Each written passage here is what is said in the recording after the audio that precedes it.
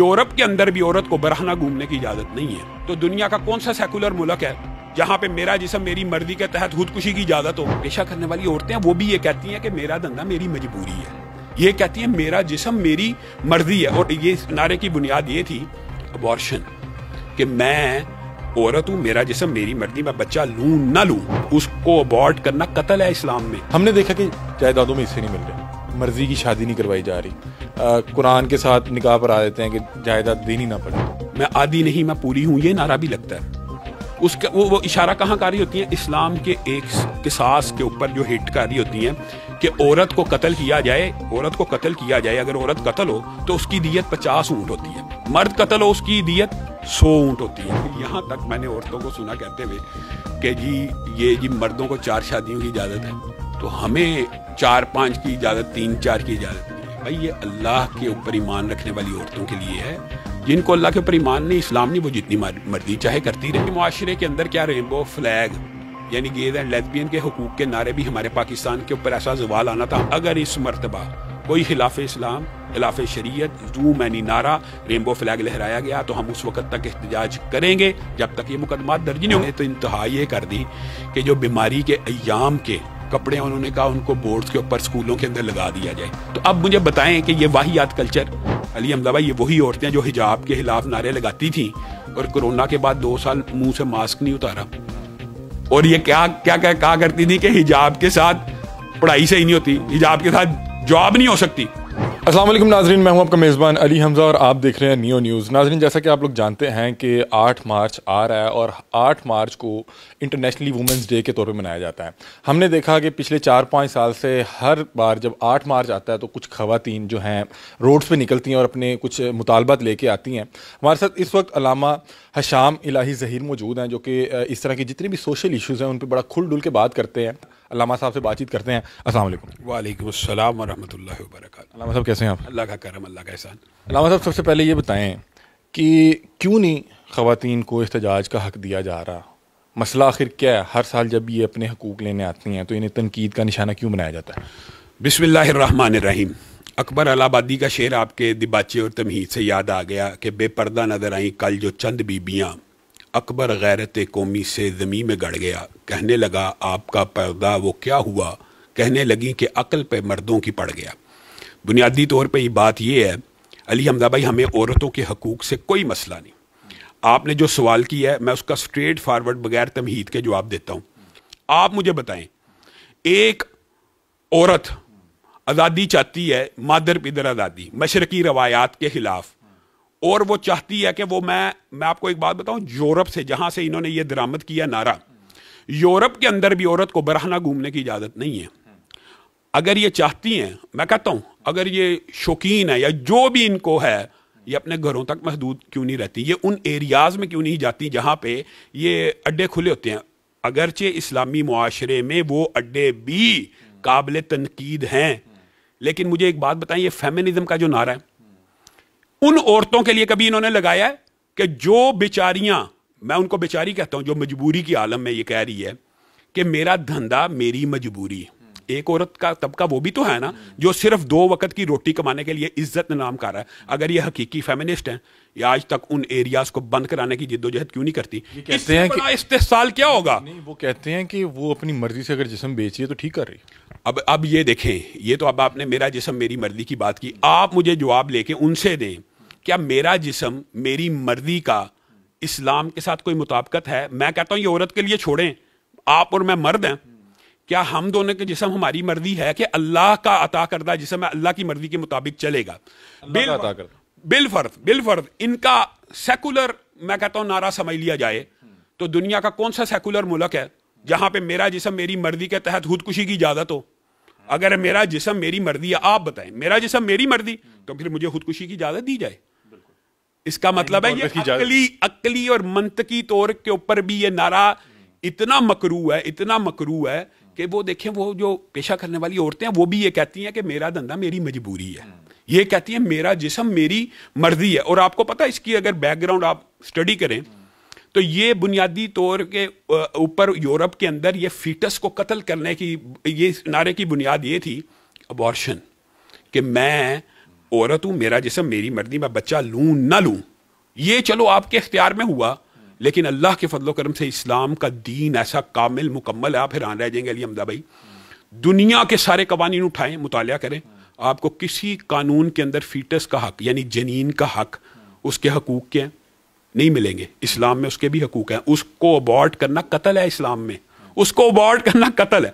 हत्ता कि ये जो मैं हाथ हिला रहा हूं, इस्लाम ऐसा दीन खूबसूरत और प्यारा है कि इस हाथ हिलाने के अहकामात हैं कि ये जायज़ है, हराम है, मुबाह है, यानी एक एक एक्शन के ऊपर अल्लाह रब्बुल इज्जत ने हर चीज का हुक्म नाज़िल फरमाया। और अगर आप ये समझते हैं कि मेरा जिस्म मेरी मर्जी का नारा ना अकली तौर पे दुरुस्त है, क्योंकि खुदकुशी की इजाजत नहीं, ना इस्लामी तौर पे दुरुस्त है, ये जिस्म अल्लाह का अदा करता है, ये क़यामत के दिन हाथ पाँव ने गवाही देनी है कि ये क्या करता रहा, ये जिस्म अल्लाह का। अच्छा, दूसरी बात ये देखिए, जितने रसूल और पैगंबर आए हैं उन्होंने क्या कहा, मैं अब्दुल्लाह हूं, मैं अल्लाह का बंदा हूं। ये अल्लाह के बंदे का जो अगर बंदा इकरार करता है कि मैं अल्लाह का बंदा हूं, मैं कहता हूं ये जैसी भी हैं कलमा को मुसलमान तो हैं, कुछ तो होंगी शायद एथियस्ट भी हों, लेकिन इल्जाम नहीं हम लगाते। कलमा को मुसलमान औरत को क्या ये ज़ेब देता है कि मेरा जिस्म मेरी मर्जी, मेरा जिस्म अल्लाह की मर्जी। ये तो आप बिल्कुल ठीक फरमा रहे हैं कि क्योंकि मैं उनकी आइडियोलॉजी को तो नहीं सपोर्ट करता, मैं उनके बिहाफ पे आपसे सवाल ये पूछ रहा हूँ कि ऐसी क्या नौबत आई कि इन्हें निकलना पड़ा ख़वातीन के हकूक़ के लिए। हमने देखा कि आप बिल्कुल ठीक फरमा रहे हैं कि इस्लाम ने हर ख़ास व आम, हर मर्द और औरत के लिए तमाम चीज़ें जो हैं पहले से बता दी गई कि क्या हकूक़ हैं और क्या फ़राइज़ हैं, लेकिन हमने देखा कि कहीं ना कहीं हमारे यहाँ बेटियों को उस तरह से हकूक़ नहीं मिलते। और ये तो चलें एक इल्ज़ाम लगाते हैं कि बेटे को बोटी बड़ी दे दी और बेटी को छोटी बोटी दे दी, मेरा ख्याल है ये तो मसला ही नहीं है। हमने देखा कि जायदादों में हिस्से नहीं मिल रहे, मर्ज़ी की शादी नहीं करवाई जा रही, कुरान के साथ निकाह पर आ देते हैं कि जायदाद देनी ना पड़े।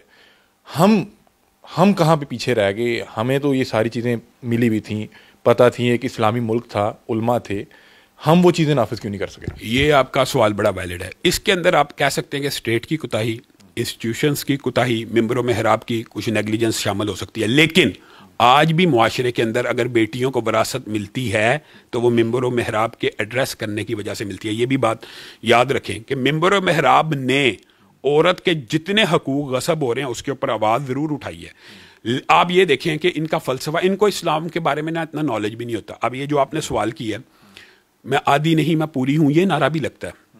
उसके वो इशारा कहाँ कर रही होती हैं? इस्लाम के एक किसास के ऊपर जो हिट कर रही होती हैं कि औरत को कत्ल किया जाए, औरत को कत्ल किया जाए, अगर औरत कत्ल हो तो उसकी दियत 50 ऊँट होती है, मर्द कत्ल हो उसकी दियत 100 ऊँट होती है। यही गवाही में भी है। गवाहियों के अंदर तो औरत का मुकाम मर्द से बहुत ज्यादा, अकेली एक औरत की गवाही कई मरतबा 4 मर्दों पे भारी होती है। मेरे ख्याल विरासत में है कि मर्द का ज्यादा ये बातें वो, लेकिन टारगेट वो इसको पिन पॉइंट कर रही होती है कि औरत को 50 ऊँट और मर्द को 100 ऊँट। अब ये देखें जरा लॉजिक, आपने समझनी है, बात बड़ी आसान है, लोग समझ जाएंगे। औरत कत्ल हुई, उसकी दियत 50 ऊँट है, किसको मिलने हैं? मर्द को मिलने हैं ना। और अगर मर्द कत्ल हो उसकी दियत 100 ऊँट किसको मिलने हैं? हाँ, औरत को मिलने हैं ना, उसकी बीवी को मिलने हैं।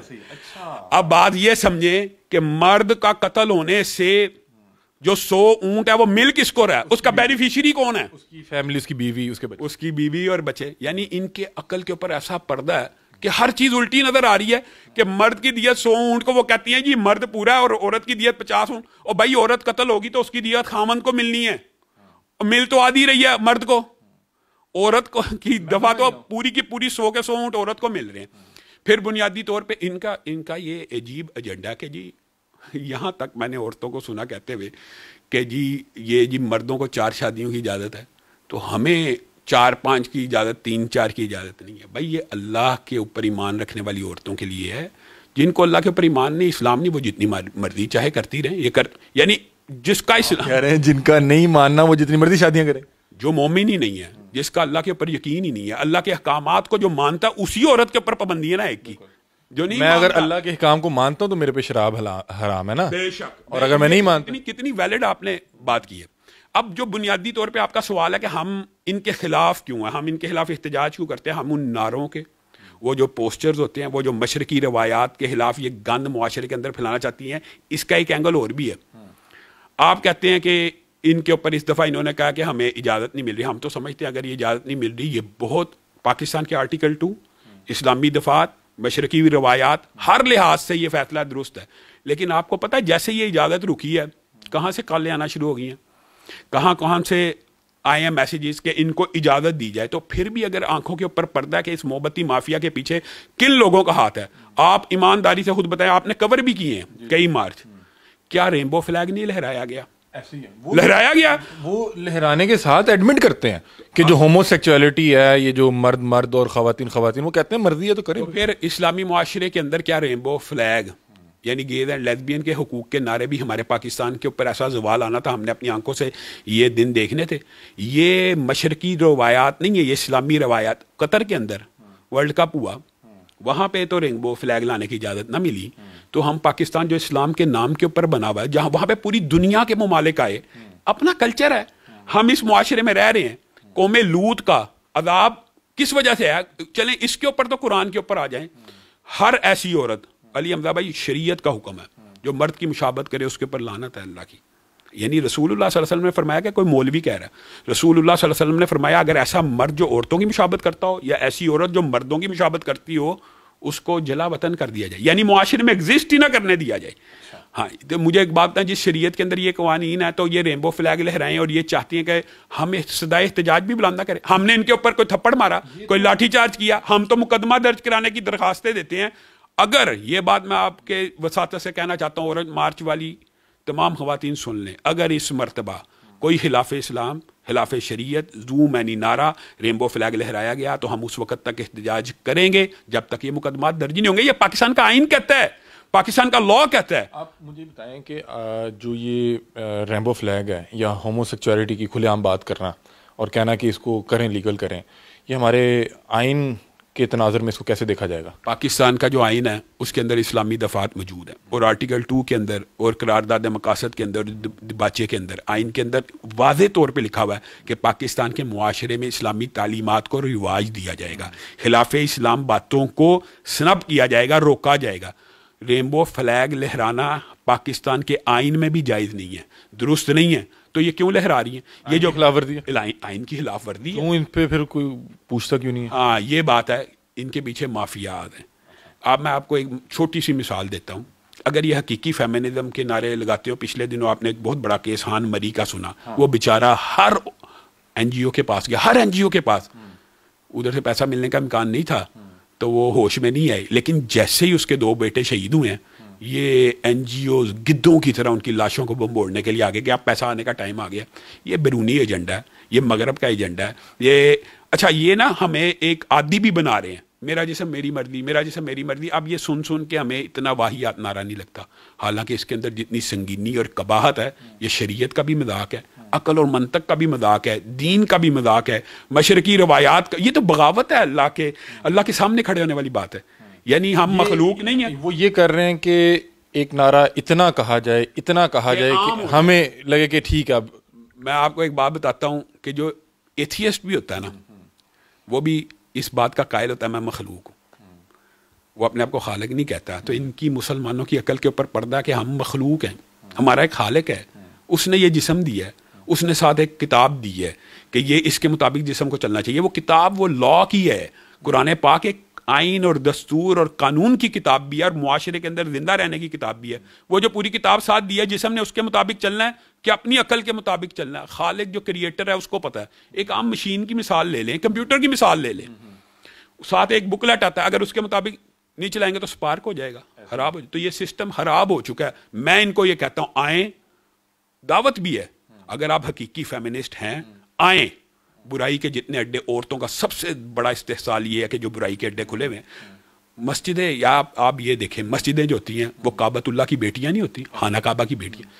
बादशाही मस्जिद काबतुल्लाह की बेटी है, उस काबतुल्लाह की बेटी के मीनारों के नीचे हव्वा की बेटी की इस्मत दरी होती है। हम नाम के मुसलमान हैं, अरसा हो गया वो अड्डे खुले हुए हैं, ना ये आवाज़ उठाती हैं, ना कोई एक तबका फिक्र। हम अगर आवाज़ उठाएं तो फिर मेरा जिस्म मेरी मर्जी के नारे लगना शुरू हो जाते हैं। ये औरत का सबसे बड़ा इस्तेहसाल है। मैं समझता हूँ इनको इस बारे के ऊपर गौर करना चाहिए कि ये जो दरिंदे और भेड़िए जिनसी इस्तेहसाल करना चाहते हैं, ये आपको आज़ादी नहीं दिलवा रहे। ये असल में आप ये जरा फलसफा देखें, आप देखें कई मर्द भी इनके हामी होते हैं। वो क्यों हामी होते हैं? वो औरत की आज़ादी के कायल नहीं होते, वो औरत तक रिसाई के कायल होते हैं। आपने देखा वो इस्लामाबाद का वाकया, वो किस तरह के लोग थे, उसने औरत बच्ची को ज़िबा कर दिया और कैसा तशद्दुद करके मारा।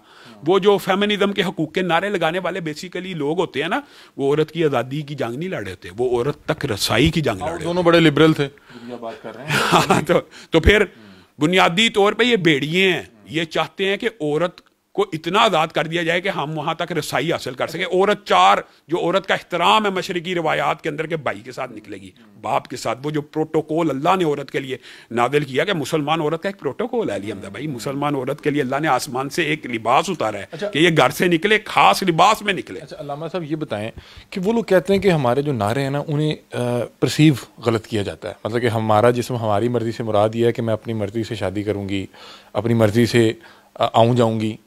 और वो कहते हैं कि हम अगर कहते हैं कि खाना खुद गर्म कर लो, बिस्तर मैं गर्म करूँगी, या इस तरह के मतलब की बातचीत ये है कि औरत अपने शौहर को कह सकती है आज आप खाना खुद गर्म कर लें। तो आपको कहीं हम तो नहीं उनके नारों को गलत परसीव कर रहे? ये तो ज़ुबान खल्क को नकारा खुदा समझे। आप बताइए कि हर बंदा ही गलत परसीव कर रहा। उनकी जो आप मार्च कवर करना, वो इन नारों से क्या मुराद देती है? हम वो नारे बता रहे हैं जो हम ऑफिशियली ऑन एयर कह सकते हैं। आपने वो नारे भी देखे हैं जो बात तस्वीर, हाँ फिर बताएं उनकी क्या। आप देखें हमारे यहाँ पे औरतों ने तो इंतहा ये कर दी कि जो बीमारी के अय्याम के कपड़े उन्होंने कहा उनको बोर्ड्स के ऊपर स्कूलों के अंदर लगा दिया जाए। तो अब मुझे बताएं कि ये वाहियात कल्चर, ये क्या मगर। अच्छा, फिर इन्होंने जहाँ से ये कल्चर दरामद किया है ना, जहाँ से लेके आए हैं, वहाँ पे भी पेरेंटल कंट्रोल सिस्टम है। मुझे तो दुख ये होता है कि हमारे यहाँ पे तो मादर पिदर आज़ादी इस तरह की हो गई है कि वहाँ पे भी पेरेंटल कंट्रोल ये होता है कि ये 13 साल की उम्र तक के लिए, ये 16 साल की उम्र तक के लिए, ये 18 साल। हमारे यहाँ क्या है? हमारे यहाँ चाहे 10 साल का बच्चा हो या 12 साल का बच्चा हो, हर किस्म का मवाद देख सकता है। एक ही लाठी से सबको हाँक रहे हैं। तो ये जो नारे हैं ये सरासर खिलाफ इस्लाम है, परतीव का मसला नहीं है। अल्लामा साहब इख्तिताम की तरफ जा रहे हैं, मुझे लास्ट में ये बताएं कि चलें जो फेमिनिस्ट ख़वातीन हैं, औरत मार्च है, इसको एक तरफ रखते हैं। हमारे यहाँ जो ख़तून हैं, अगर फ़र्ज़ करें वो मजबूरी की हालत में भी कहीं जॉब करने जा रही है, तो हम उसको जॉब नहीं करने दे रहे। हम उसको एक कम पैसों में एक जॉब पे मजबूर करते हैं कि वो साथ जिस्म भी दे, जिस्म भी बेचे। तो हम कैसे ठीक होंगे? अली हमजा भाई, ये जो आपका क्वेश्चन है, इसका जवाब तो मैं समझता हूँ कि रसूलुल्लाह सल्लल्लाहु अलैहि वसल्लम ने 1400 साल पहले अम्मी आयशा के ज़रिए ही दे दिया। इस्लाम के अंदर ये जो एक परसेप्शन है ना, ये भी दुरुस्त नहीं है। इस्लाम के अंदर कुछ जॉब्स ऐसी हैं जो औरत के लिए, औरत के एक तबके के लिए फ़र्ज़ हैं। फ़र्ज़ आप ये कहते हैं कि इस्लाम औरत को जॉब से रोकता है। अगर औरत टीचर नहीं होगी, अगर औरत नर्स नहीं होगी, अगर औरत डॉक्टर नहीं होगी, तो मुसलमान बच्चियों का पर्दा कहाँ जाएगा? ये वो शोबे हैं कि जहाँ पे औरत को जॉब करना फ़र्ज़ तक आ जाता है। अब गायनाकोलॉजिस्ट है, अगर औरत नहीं होगी तो बच्चियों का पर्दा कहाँ जाएगा? इसका मतलब ये है कि अफरातो तफरीद पाई जाती है। फिर वो जो भेड़िए और दरिंदे हैं जिनकी आप बात कर रहे हैं कि जॉब की पे वो साथ साथ औरत से कुछ और भी हासिल करना चाहते हैं, तो उसकी इस्लाह का सिस्टम क्या है? ये वही औरतें हैं अली हमदा भाई, ये वही औरतें हैं जो हिजाब के खिलाफ नारे लगाती थी और कोरोना के बाद 2 साल मुंह से मास्क नहीं उतारा। और ये क्या क्या क्या कहा करती थी कि हिजाब के साथ पढ़ाई सही नहीं होती, हिजाब के साथ जॉब नहीं हो सकती। हमने फिर सब कुछ किया मास्क पहन के मर्दों ने मास्क पहन लिए हैं तो औरतों ने क्या मास्क नहीं पहना? तो ये मेरा ख्याल है कि सिर्फ और सिर्फ एक मुबालगा और अफरातो तफरीद की बात है। बहुत शुक्रिया जी। तो नाज़रीन, अल्लामा साहब हमारे साथ मौजूद थे। एक चीज़ जो मैंने अखज़ की और जो मैं अपना तजिया भी, जो नाक़िस तजिया आपके सामने पेश करना चाहूँगा कि नाज़रीन, अक्सर मैं जब इस तबके से बातचीत करता हूँ, मैं उन्हें कहता हूँ कि आप जो कहते हैं कि मेरा जिस्म मेरी मर्ज़ी, या मैं अपनी ख्वाहिशात के मुताबिक कुछ भी करना चाहूँगा, इसकी भी बहरहाल एक तो लिमिट होगी ना। आप अपनी ख्वाहिश के लिए ना तो किसी को मार सकते हैं, ना अपनी जान ले सकते हैं, क्योंकि ये आइनी तौर पर, कानूनी तौर पर ठीक नहीं है। और आप अगर अभी कह रहे हैं कि मैं एक मर्द के साथ ताल्लुक़ बनाना ठीक समझता हूँ, या मैं एक ख़तून के साथ ताल्लुक़ बनाना ठीक समझता हूँ, कल को आप कहेंगे कि मैं जो ये रिश्ते हैं इनको भी पामाल करना चाहूँगा, मैं अपने अल्लाह माफ़ करे किसी ऐसे मुक़द्दस रिश्ते के साथ मैं कोई इस तरह की बातचीत करना सोच दूँ, कल को मेरी ख्वाहिश हो कि मैं जानवर के साथ जो है रिश्ता बनाना चाहता हूँ, तो फिर हम क्या करेंगे? बहरहाल कहीं ना कहीं तो जाके रुकना होगा ना। तो ये इंसान का तो जहन है। कुछ लोग कत्ल करके कहते हैं कि बस दिल में आया, जहन में आया, कुछ चीज़ इस तरह की थी। तो मेरा ख्याल है कि अल्लाह ने उसके लिए हमें एक किताब दी है और बताया गया कि इस ज़िंदगी को अगर तुम्हें दी गई है, इसको इस्तेमाल कैसे करना है, इसको गुजारना कैसा है। बहरहाल अपनी राय से कमेंट सेक्शन में ज़रूर आगाह कीजिएगा। तब तक के लिए अपने मेज़बान अली हमजा को दीजिए इजाज़त। अल्लाह हाफ़िज़।